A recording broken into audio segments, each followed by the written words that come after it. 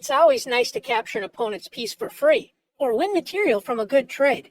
In many positions, you will have several options to trade pieces, but a lot of these choices can be bad. Being able to avoid making bad trades is essential for chess improvement. In this position, White has 4 options to trade, but 3 of the captures are bad. White can play knight takes b5, rook takes d6, or rook takes e6.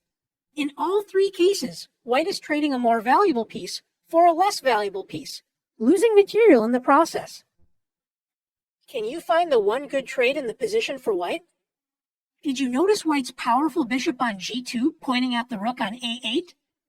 After bishop takes a8 and rook takes a8, White has traded Black's more valuable rook for the less valuable bishop, so White has gained material and made a good trade. Let's take a look at some other examples of avoiding bad trades. In this position, with Black to move, Black should focus on completing development with knight f6 and castling. Instead, Black notices a tempting check and plays bishop takes f2 check. Black trades a bishop for a pawn, generally a very bad trade, hoping to set up an attack against White's king.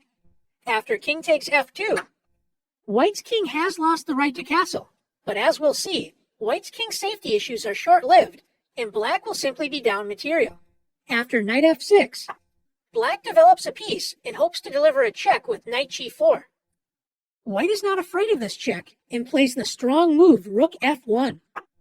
White prepares to bring the king to safety, so after knight g4 check, White can play king g1.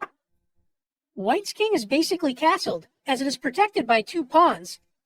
White's rook will enjoy the open f-file once the knight on f3 moves.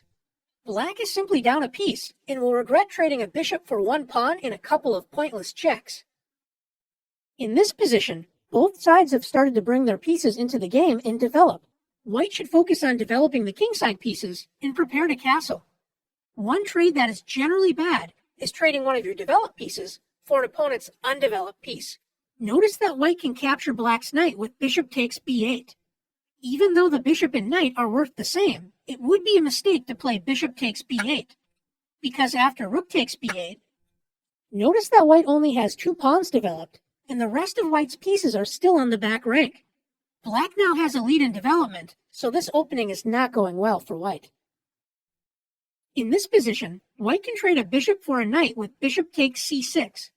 Just because you can trade doesn't mean that you should. In general, you should only trade if it improves your position or makes your opponent's position worse. White shouldn't waste time with this trade. A better idea is to continue to develop and bring the king to safety with castles. If Black plays a6, attacking White's bishop, should White trade the bishop for Black's knight on c6? White should keep the bishop on the board and play either bishop c4, putting pressure on Black's weak f7 square, or play bishop a4, keeping pressure on Black's knight. It would be a mistake to play bishop takes c6. Notice that Black's knight on e7 is blocking the bishop on f8. So after knight takes c6, White traded a developed piece, improved Black's knight that was on e7, and has now opened up a path for Black's bishop on f8 to develop. Since this trade made White's position worse and improved Black's position, this was a bad trade for White. Let's look at one more example together. We already mentioned that trading one of your developed pieces for an undeveloped piece is typically not a good idea. Does this mean that it is always a bad idea? Not always. If you have a good reason to make a trade, don't be afraid to do it. In this position, Black could play bishop b4, developing a piece and checking the White king. White doesn't want to move the king, and blocking with the queen would be a very bad idea.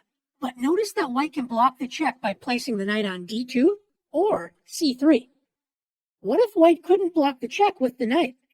Black trades the strong bishop on f5 for the undeveloped knight with bishop takes b1.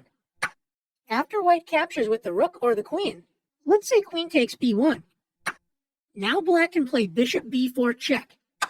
White's king is forced to run, so after king d1, and Black castles, Black's king safely finds shelter behind 3 pawns. White's king, on the other hand, is stuck in the middle of the board and may be a target for a future attack. Now that you've learned how to avoid making bad trades, it's time to put your skills to the test.